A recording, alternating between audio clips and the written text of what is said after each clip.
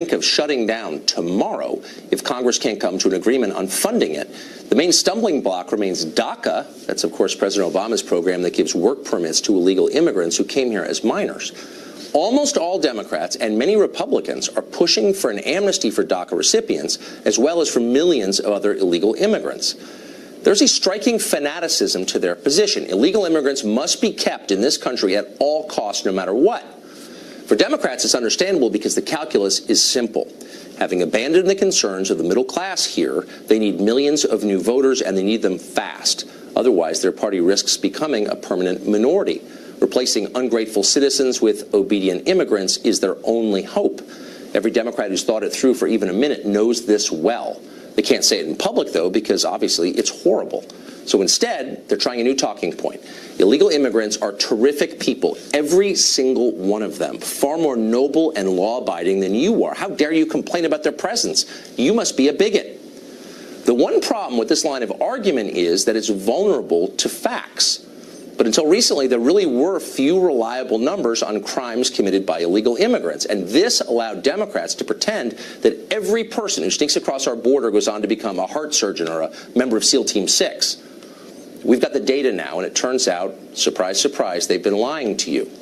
In the border state of Arizona, for example, illegal immigrants commit 2.5 times as many murders as American citizens do. They're almost 50% more likely to be in gangs. They commit more armed robbery and more sex crimes against children. Overall, they're about twice as likely to be convicted of crimes of all kinds, non-immigration related. And that's just in one state. In California, an illegal alien named Luis Brasamontes murdered 2 police officers. Brasamontes had been deported from this country multiple times. In each case, he came back, thanks to politicians who have zero interest in keeping people like him out. In court this Tuesday, Brasamontes bragged about his plans to escape from prison and murder more. I regret that. The only thing that I regret is that I killed too. I wish I killed more of them. So illegal immigration divides the country, it lowers wages for those who can least afford it, and in some cases it literally costs Americans their lives. So why are we doing this? Because it's our moral duty. That's what our leaders are telling us. We have to. That's who we are. Just days ago, the Senate's most celebrated moral philosopher, Lindsey Graham of South Carolina, spoke for the country's entire ruling class when he explained the rationale for his views on immigration. Diversity is our strength. Now, you've heard that phrase before, obviously. You hear it every day. In effect, it's our new national motto, soon to replace the outdated and, in fact, polar opposite sentiment, e pluribus unum. Diversity is our strength. It'll be in our currency before long, trust me. But what exactly does it mean? You may have noticed that nobody ever bothers to explain exactly what it means. And more pressingly, is it true? The less we have in common, the stronger we are? Is a marriage stronger when spouses have radically different beliefs? Are you closer to your kids when you share no common points of reference? Do you speak the same language as your best friend? Could you be best friends if you didn't? These are important questions, given that our leaders are radically and permanently changing our country wholly on the basis of their faith that diversity is, in fact, our strength. Maybe we should have talked this through ahead of time. Somehow we didn't. House Majority Leader Kevin McCarthy tried to start that conversation today, and here's part of what he said. We did not survive, grow, and become the most powerful civilization in human history because we are focused on our diversity. It is not our differences that makes us stronger. It is our unity despite our diversity. Unity in past, of principles, and of the purpose that brought us out of many unto one. In other words, diversity isn't our strength. Unity is our strength. Don't the left lie to you. That doesn't mean we have to look alike. Doesn't mean we have to come from the same places. It does mean we have to share common beliefs. Otherwise, we'll hate each other, and the whole enterprise will fall apart. That's true in families, it's true in friendships, and it's true in countries, too. You already knew that because it's obvious. Our leaders spend most of their time denying it. They're lying to us. Kate Gallego is a Phoenix City Council member. She's running for mayor in that city, and she supports the continuation of DACA. She joins us tonight. Kate Gallego, thanks for joining us. Appreciate it. Thank you so much for having me. So trying to think through how legalizing people who are here illegally helps American citizens. And in Arizona, we have some data on this because the state passed, as you know, one of the toughest anti-immigration laws in the country in 2010. And the effects of that have been studied. And here's what they showed. There was a short-term labor shortage, obviously. People here to work, they can't work. There was a labor shortage. But over time, automation made up for it, and wages went up for American workers. Costs, meanwhile, went down. Prison costs went down, education costs went down dramatically by hundreds of millions of dollars. So given that we know that, why does it help the economy to legalize people here illegally? Right now, the city of Phoenix is the fastest growing city in the entire country. We added more people in 2016 than on any other city, and we're constrained by our workforce right now. We just had some folks from the home building industry come into the city of Phoenix and say, we could do so much more if we had a larger construction workforce. We could be creating jobs, we could building new affordable homes for people to live in, but we don't have the workforce we need. And they said that the point that they really feel like it's changed was not having enough people through immigration. Yeah. We're well, a lot of losing employers, out. I bet they feel Arizonans that are way. losing out. Yeah, a lot of employers make that case, and they mean it. They want obviously cheaper labor. I think all employers do. Why wouldn't they? But if that's true, if more illegal immigrants make a place richer, then how many specifically do you think Arizona or Phoenix needs? How many illegals do you need in your city to make it richer? Would more be better? How about 10 million? Would that make it even richer? Right now, we are desperately concerned about our DACA recipients who are in our city. Arizona has 28,000 DACA recipients who have been great members of our community, who went to our high schools, were educated here. We've been investing in them for years. Now they're ready to give back, and we're worried about their future right now. Our Republican governor has stepped up and said they're an important part of our economy. We want them to stay. Right. But you just said that. I just want to get to the nub of it, though, because I think it's a big deal. I mean, once you legalize people, they vote, they bring their relatives, it changes a place, maybe for the better, maybe for the worse, but we should be clear about the effects, I think. I think you'd agree. So if bringing in more people illegally and making them citizens makes you more prosperous, then why wouldn't you bring in 10 million and become really, really rich? Would that work? Immigrants have been amazing contributors to our community. If you look at some of the data from Forward.us, Mark Zuckerberg's organization, so many of the entrepreneurs who've built our tech economy came here through immigration. And we in Phoenix are desperate for more people in engineering and computer science. How many big tech companies were started by people from Central and South America, Latin America? So right now I'm sitting in Phoenix, Arizona, very close to a company called Fortis, that was started by a gentleman from Panama. It's one of our top engineering companies in this community, and they actually are one of our largest employers of at-risk veterans, which is a wonderful success story. I bet he's a great guy and the company's great, but how many big tech companies were started by the immigrants that you're talking about, since you brought it up? How many? If you look at, we have so many success stories in this community, and some of them have gotten national attention. Okay, so I just want to be, because it's a big, with respect, I mean, look, I'm not attacking immigrants. I like immigrants, and I'm sure a lot of these people are great people, but people who live here, who are born here, or citizens, have a right to know the effects of this. So how many is the optimum number? If bringing in people illegally and giving them citizenship makes you more prosperous, what's the number, the ideal number of people we should give citizenship to? Our country and our community was built by immigration, and we have so many stories in this community. So I know stories, but I'm looking for facts, and I think it's fair to ask for facts. So John Lott, who's a researcher, a social scientist, got a hold of the conviction numbers, which the government of the state of Arizona has hidden from the population, because it's lying to the population about the effects of immigration, as you know.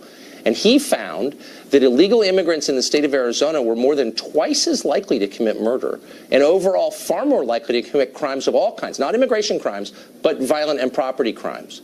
So given that, those are facts, how can you reassure the residents, legal residents of Arizona of all backgrounds, that this is good for them? I don't understand. We and cities throughout our community have seen great success stories when people feel like they can work with the police department and there's trust. So we've had folks who did not have legal immigration status, but were willing to work with our police department and have been very important in helping us, particularly with drug-related crimes. Okay, but do you acknowledge? Do you acknowledge the reality of what I just said? So this study, which got a hold of Arizona state numbers, which I think are legitimate, says that people illegally in Arizona are far more likely to commit serious crime. Do you not believe that? Are you just ignoring it, or what's your response to that? So I just received the arrest and crime data from the last calendar year, 2017, for the city of Phoenix. And that wasn't what we found in the city of Phoenix. Unfortunately, violent crime was led by people who live here and who were born here. But that's not the question. Were people who are there illegally more likely or less likely to commit serious crimes in the city of Phoenix? Are you really saying they were less likely? I don't think that's what the numbers show. Our 2017 numbers tell a very different story than the story that that researcher is telling you. So are you saying, just to be totally clear, because we're almost out of time, are you saying that you've seen numbers that in the city of Phoenix, people here illegally were less likely to commit serious crimes than citizens? Is that what you're saying? I just want to get you on the record. I'm saying we need comprehensive immigration reform, and it will help. Oh, you're slipping out of the question. I'm asking a very simple question, and you're not giving me a real answer, and I think that tells the whole story. Thanks for joining us. I appreciate it. Thanks for having me. Democrats apparently realized that cutting off paychecks for military servicemen on behalf of millions of people here illegally might be a hard sell to voters. For months, we've been hearing that the government could shut down if Republicans refuse to continue DACA without any concessions. In November, for example, Congressman Luis Gutierrez bluntly said, "We want a clean dream act in return for funding the government." In other words, just give them amnesty. Just a week ago, the Washington Post was totally unambiguous on this question. Quote, "The thorniest issue," they said, holding up funding agreement, was Democrats' demand that DACA recipients be protected. Everyone knew that. No one denied it. And yet, oddly, with the shutdown imminent, Democrats are abruptly changing their story. The issue, they say now, is health care somehow. Today, Democratic leader Nancy Pelosi said the real issue is that the Republicans won't permanently extend the CHIP program, that's the federal health insurance. Quote, "This isn't about dreamers," she said during a press conference at the Capitol. "This is about what isn't there to help meet the health needs of the American people." Does anyone really believe that? We'll answer that. No, no one believes that because it's not true. Well, America isn't the only country with a major political split over the question of who comes in and under what circumstance. It's not the only country where its leaders baldly lie to its own people about the effects of that immigration. Yesterday, for example, in Sweden, a police station was hit by a grenade attack. That's more common than it has been. Explosive attacks have, well, exploded in the past few years as Sweden has welcomed a massive number of immigrants into its once famously placid society. This has caused a lot of effects, some of them political. We recently spoke to a man called Hanif Bali. He's an Iranian immigrant to Sweden who, maybe unlikely as it is, has become a leader, a celebrated one, in the push for tougher immigration laws there. Watch. What is the problem with Sweden's immigration system now? So there are many problems. It's very hard to define one, but the biggest problem is the amount of immigrants that are coming in. In the last couple of years, we have taken in about 250,000 asylum seekers. And for comparison, that would be like America taking in about 8 or 9 million asylum seekers. This is people that Sweden provides housing, healthcare, schooling, and all these a lot of these expensive services that the Swedish welfare system gives to people. And this has created, of course, a lot of huge costs in the short run for the Swedish system, but also when we look at long term, what we're seeing now with crime and poverty is effects of having a very lax migration system for 10, 15 years ago.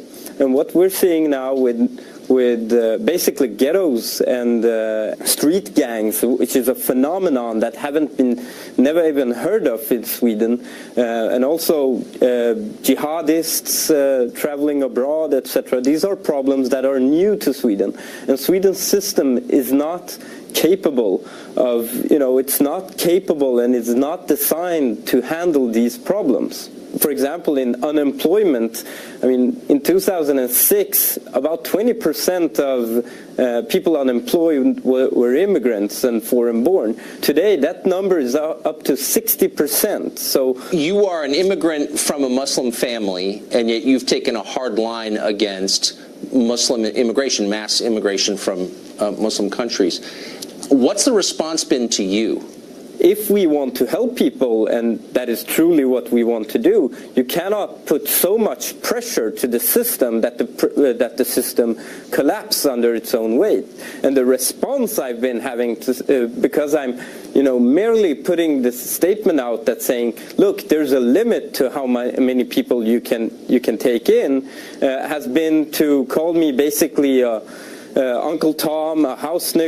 I've been compared to Dr. Mengele, and this is not from random people on the street. These are people who have prominent posts in parties, in the left, in newspapers, and this is, of course, because I don't tell them the wishful thinking that they want to hear. Yes. Well, we're very familiar with that in this country. You're a brave man, and we wish you luck. Thank you for joining us tonight. Thank you. That man could be the next Prime Minister of Sweden.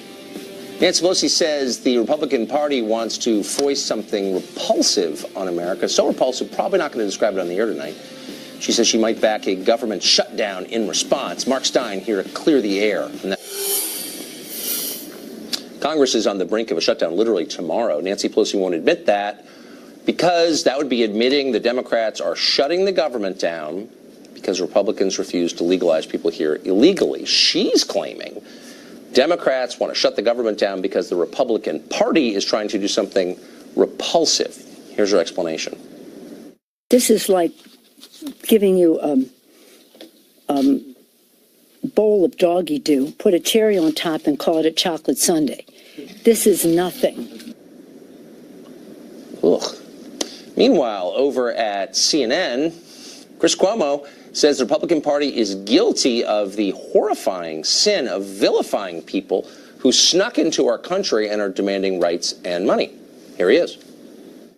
You guys have a pretty intentional effort to make illegal immigrants, as you call them, monsters. You put out this DHS report today that fictionalizes the risk of terror that is represented by people who come into this country illegally. We understand that that's against the law. We understand that it has to stop. But why make them all into villains?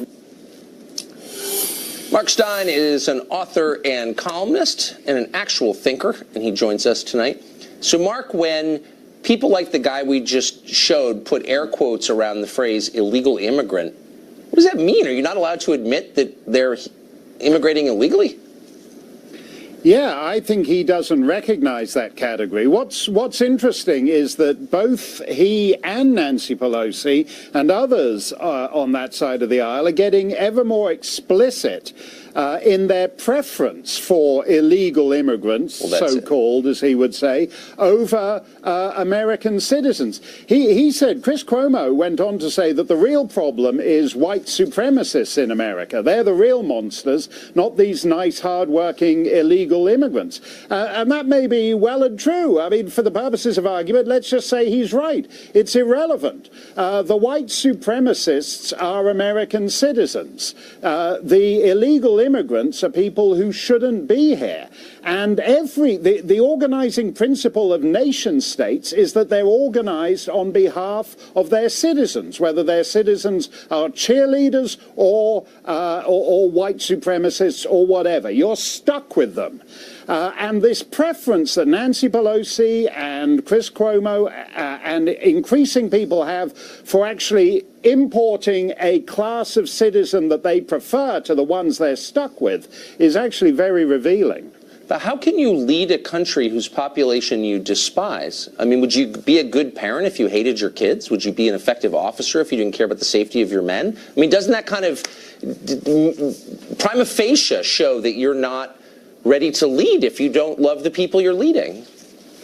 No, I mean, you said, what about parents and kids? Every family, I think it was Malcolm Muggeridge who said that friends are God's apology for relatives. In other words, you pick your friends, you're stuck with your relatives. The Democrats are getting very close to saying that foreigners are God's apology for Americans. Nancy Pelosi has explicitly said that we should thank the parents of these so-called dreamers, these DACA people, for bringing them here illegally. And in fact, to go back to what your Swedish guest was saying, you know, whatever the economic benefits, which are minimal and are not evenly distributed, the cultural transformation, which is what's happening in Sweden, other parts of Europe, and is what's happening in Arizona too, that's forever. In Arizona, a majority of the grade school children now are Hispanic. That means Arizona's future is as an Hispanic society. That means, in effect, the border has moved north. And the cultural transformation outweighs any economic benefits that lady was talking about. It's at the very least bewildering for people who grew up here, and that's real. I don't think you have to be animated by hate or anything to say, you know, maybe I should have some say in how my country evolves. Mark, thank you very much. Thanks a lot, Tucker. More evidence cited that the Las Vegas shooter, Stephen Paddock, may not have acted alone. Not a conspiracy theory. There is evidence of that. Tonight, one person fresh off walking the crime scene has news on that investigation. Our continued look at that continues next. Shooting, the worst in modern American history. Still many mysteries and some new developments in that case. Just 2 days ago, a lawyer for the Las Vegas police indicated new charges could be forthcoming. Odd, since the only suspect is dead. Detectives, though, saying very little. Catherine Lombardo is an attorney representing the victims of Las Vegas. She joins us along with Republican Congressman Scott Perry of Pennsylvania, who says he's got concerns about how this is going. First to you, Catherine. What do you know? Yes, we had court 2 days ago. It was the hearing for the press where they asked the court to release the search warrants, the affidavits, and all of the returns, right, which means all of the evidence, right? And so what we heard was quite shocking and quite surprising. Now, you have to remember that Sheriff Lombardo with the Las Vegas Metro Police has told us at his briefings that Stephen Paddock was the lone shooter. He was the only shooter. However, at the hearing, we heard two things. One, that there will be no indictments coming for any murder or shooting. However, they are investigating other charges and crimes. They wouldn't say who. They wouldn't say what. The entire courtroom took a gasp and looked up and went silent for a second. Even the judge reacted, and the judge said something like, okay, without telling me who or what, are you saying to me that there will be other charges forthcoming? And the lawyer for the police said, yes, there are other charges being investigated. The judge pressed him on that, and he said within 60 days. So what the judge did was she asked him for further supplemental briefing to explain to her what that contains, who it is, what it's about. You see, we're asking, and the press is asking, for the documents, the evidence to be released, since there is no ongoing criminal investigation. Well, that would be nice, and answer basic questions such as how is an interior door locked inside the hotel suite? Congressman, you're the only member of Congress I'm aware of who's taken a public position asking questions about this. What are your questions? Well, I smell a rat like a lot of Americans do. Nothing's adding up. It's been 4 months, as you said. We don't even, the man's dead. They said he's a lone gunman, lone shooter, yet we can't get the autopsy results. But even more troubling than that, recently I've been made aware of what I believe to be credible evidence or credible information regarding potential terrorist infiltration through the southern border regarding this incident. Terrorist Yes, sir. Connections? Yes, sir. Okay, so what's the outline of that? What would that... Well, they could be, well, let's face it, ISIS twice before the attack. ISIS warned the United States that they would attack Las Vegas, I think in June and August. And then after the attack, claimed responsibility 4 times. Meanwhile, the local law enforcement investigative services are telling us there is no terrorist connection, lone gunman. Something's not adding. Well, that's part of my confusion. Catherine, can you just confirm that this investigation is still being overseen by state and local authorities rather than federal? That's right. The FBI and the Las Vegas Metro Police Department have been conducting the investigation. We've seen no evidence of a terrorist attack, and I will ask, with all due respect, Congressman, unless you have specific evidence to back that up, it seems a bit irresponsible to make that allegation. So if you do, or make that assertion, if you do have any evidence of that, I'm asking you right now to share it with us and tell us what that is. My clients, the victims, all 22,000 people have been waiting and waiting and waiting. Got it. Let's let the congressman respond to that. We've all been waiting. I'm waiting too. Like I said, nothing adds up, but I'm just telling you, I have received what I feel to be and believe to be credible evidence of a possible terrorist nexus, and we're going to have to wait until that situation develops. So Captain Congressman said, hold on, slow down for 1 second. I'm not taking a position on this either way, but I want to dig down a little bit here. If that is your belief, does Congress have a role to play in this? I don't know that Congress has a role, but I think who does have a role is the National Counterterrorism Center. And if ISIS warns about an attack and then an attack occurs and then claims responsibility after the fact, it seems to me that at a minimum they should have some portion of the investigation to clearly debunk that claim. And yet it hasn't happened. Okay, so tomorrow, we're unfortunately out of time, but we will be taking a press conference tomorrow out of Las Vegas by the investigators. Hopefully we're going to learn more, and I hope we speak to both of you again on this. Thank you both very much. A powerful lobbying group wants to roll back a lot of the Republican Party's recent tax cut for the middle class. We invited them on to discuss their plan.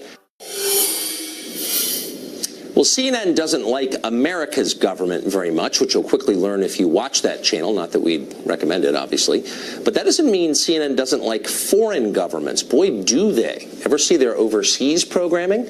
It is packed with unfiltered propaganda from various authoritarian regimes around the world, regimes that CNN presumably has business deals with. Consider CNN's relationship with Turkey.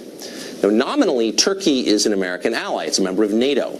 Yet the Turkish president, Erdogan, routinely attacks the United States in far harsher terms than, say, the government of Russia ever does.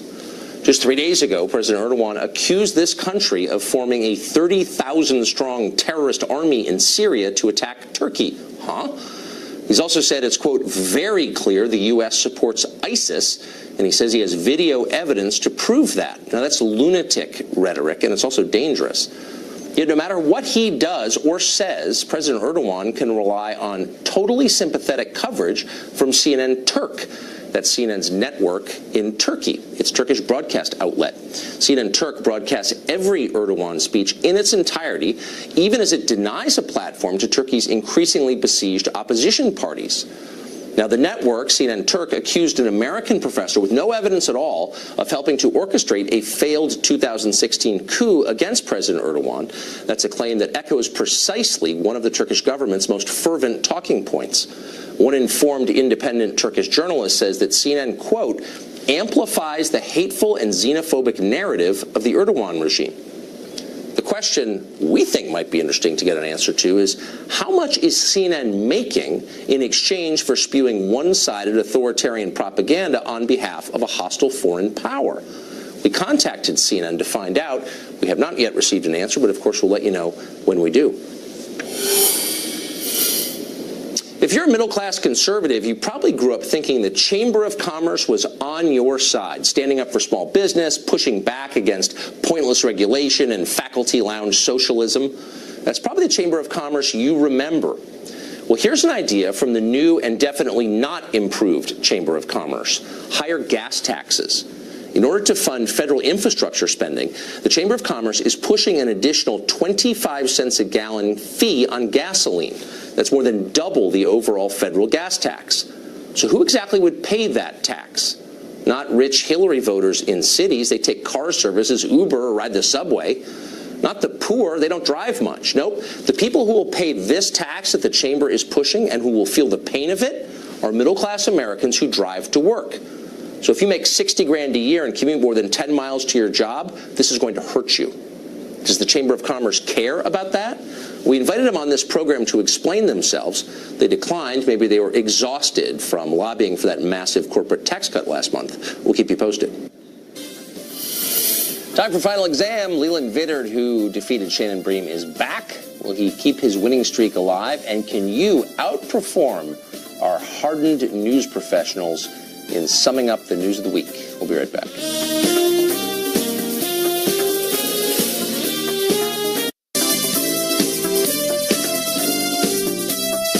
Time now for Final Exam, where we pit two hardened news professionals against one another in a gladiator-style match to see who's been paying more attention at work this week. Last week, you'll remember that America's News headquarters host Leland Vittert ended Shannon Bream's legendary 9-match winning streak. Can he start a streak of his own tonight? That's the question. His challenger, Fox News Headlines 24/7 reporter Carly Shimkus, the pride of New York City. They join us both tonight on set. Not even close to nervous. Are you ready? You're close to nervous. I love it. Okay. Feeling confident. Are you? Do you know the rules? Let's refresh. Here they are. Hands on buzzers. I'm going to ask the questions. The first one to buzz in gets to answer the question. You have to wait till I finish asking the question before you buzz in. Each correct answer is worth a point. If you get it wrong, you lose a point. Best of 5 wins. Are you ready? Yes. Okay, good. All right. Here we go. Question 1. North and South Korea will join forces in the Winter Olympics next month. The two countries have agreed to come together to create a single team for which women's sport? Carly. Figure skating. Figure skating. To the tape we go. What will be a very rare sight during next month's Winter Olympics. North and South Korea agreeing to form a joint team and march under one flag. They'll play together too in the United Women's Ice Hockey Team. So our judges have ruled that just because it's on ice skates, it's not the same. I think we should do a half point. No. Can that be a new rule? Look, I'm not in charge here. We've got a room full of accountants. Yes, we could, brainstorm and here and think of something new. Unfortunately, we can't count that. All right. Nice try, though. Thank you. Question 2. You're about to see an image of a car dangling off the second floor of a dental office. Crazy dash cam footage of that incident went viral on the internet this week. The question is, how'd the car get there? Carly. Okay. A little bit of a backstory. The guy was arrested. He received a DUI. He flew over the median and because of the trajectory, ended up in the second story of that dental office. Wow, that's quite an Everybody, answer. I believe, walked away okay. Let's see if the tape reflects that. To the tape.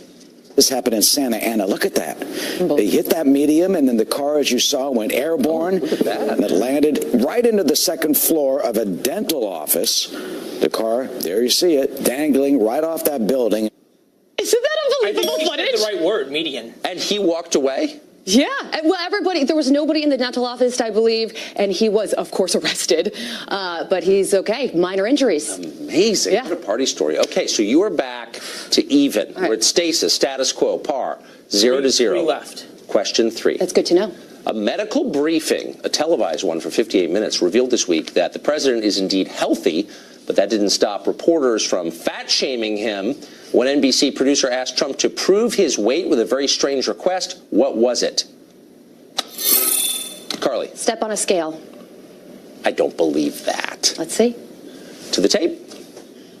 A member of NBC's investigative unit tweeted out this gem, seeing a lot of skepticism over the idea that real Donald Trump weighs only 239 pounds.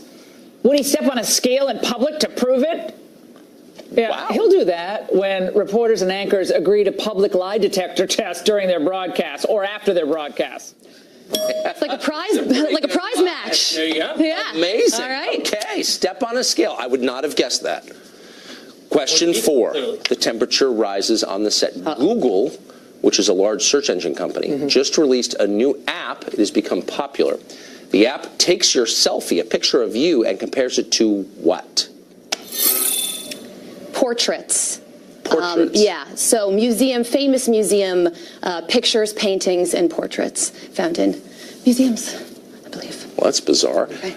Does the tape reflect portraits, famous portraits in museums? Your image could already resemble a work of art on the walls of a museum somewhere. Oh, why do I look so old? This is located in the Arma Museum in Indonesia, and it is a famous, very famous painting. Fabulous. I like it. They're not even trying. This is such BS. I did mine on my own, and this is what I came up with. It's just so sad that you're so lonely and needy that you're going to let Google use your face. You know, the reason I knew that is because I actually did it this week, and the portrait I received that resembled me the most, I got a 60% match, was that of a bald man. Well, let's see. I think actually we did it too. And let's see what we came up with. Oh, is that me? That's I don't know how I feel about that. We also did Leland. This is the poet Robert Burns. Oh wow. Both He looks very smarter than attractive me. gentlemen. Did they do you, Tucker? That's what I'm. Well, actually, I'm not aware of that. Yes, and that. Less so. He does have very nice hair, so you guys. I think they just took our Fox ID badge pictures from the 90s. Yeah. All right, last question. Wow. It's multiple choice. Actress and comedian Betty White had a birthday yesterday. She credits her longevity to her love of hot dogs and vodka, naturally. Yeah. How old is Betty White? Is she 86? B, is she 90? Or C, is she 96 years old? She is 86 years old. She's 86 years old, says Carly. To the tape we go.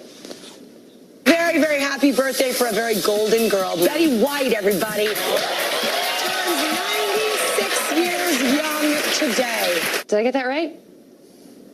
No, I think you're wrong. She's 96, off by 10 years. No! But I it remember doesn't, the 6! it doesn't prevent you from winning 1-0. It's the lowest score ever recorded, but still an impressive showing. Thank God. Congratulations. Very nice. I will say to you what Shannon said to me in the green room a couple of minutes ago. She said, you only have 8 more championships to win before she will come back for a challenge. Rising like Lazarus. Okay, so you win the coveted mouth breather mug. Oh, is that really for yes, me? You're I going get to be to the take most it popular home? person in the break room Oh, up in New well, York. this is fantastic. Congratulations, Carly Shimkus. I win more our than new just pride. I get a mug. You do, and it's Very good dishwasher safe. God. Thank you. Leland, thank you. You were the giant killer. History will record that. Tune in next week for their final exam. Keep studying the news all week long so you can see how you do against our hardened news professionals. We'll be right back. You saw the accidental ballistic missile warning over the weekend, but they're not the only shoddy things going on in the government in Hawaii. News coverage of the state's emergency alert office revealed that one of the office's employees keeps a computer password written on a Post-it note on a monitor, and it's visible in the picture. Greg Gutfeld, co-host of The Five, his wife was in Hawaii during that false alarm, and he joins us now to express his horror and amazement at what happened.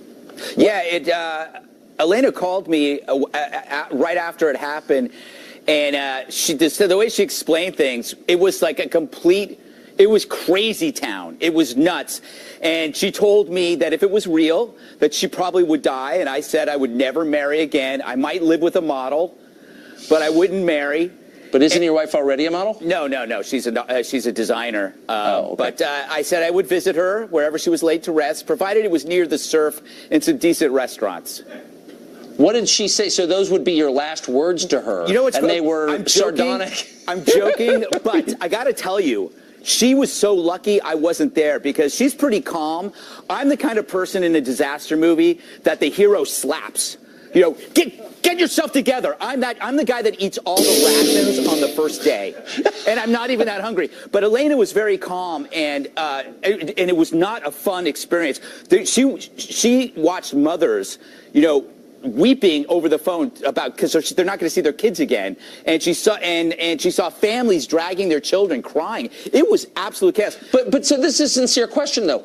That's a profound experience. Yes. Most people don't face imminent death in their lifetime. Exactly. And people who do are changed by it. I mean, that's real. Was she changed by it? Do you think the state's going to be different? I'm not joking at all. No. Do you think the state's different, or do you think she's different? The people who went through this. I don't know, because here's the big problem, and I said this on The Five. We don't care enough about these events because nothing happened. A close call is almost no different than it actually happening, but as a human being, we don't see it that way, so it's almost a distant memory. In the same way that we don't talk about Vegas anymore, Vegas didn't have a part 2, so we parted ways with that story, and this story has no part 2. We don't know what's going on right now, so we've moved on, and plus there's a lot of news going on, but I think this is a really, really important story. The Hawaii Emergency Management, I mean, you don't put a missile notification menu, next to your Don Ho playlist. This is serious business. You don't just reassign somebody. You got to look at the whole system, and as long as if we don't put pressure on this, it will go away and nothing will change. And they have to take this seriously. And I mean, I talked to people, a lot of people who were there afterwards, and they had changed. Because when you have an event like that, you never forget that you thought your family was going to die. That's right. You'll never forget that. And there's upside in that, actually. It puts things in perspective. I'm not making light of this. Yeah. It's horrifying. And I'm glad I didn't go through it, but I think there's a blessing in there. Anyway, I'm glad I wasn't there. I would have embarrassed myself beyond belief. I don't know about that. I panic when I have gas. My wife would have left me if we had lived. Well, I'm sure she'll be greatly improved. Elena was pretty great already. Greg Gutfeld, thank you for that. Good to see you. Good to see you. We're out of time, sadly. You can tune in tomorrow night.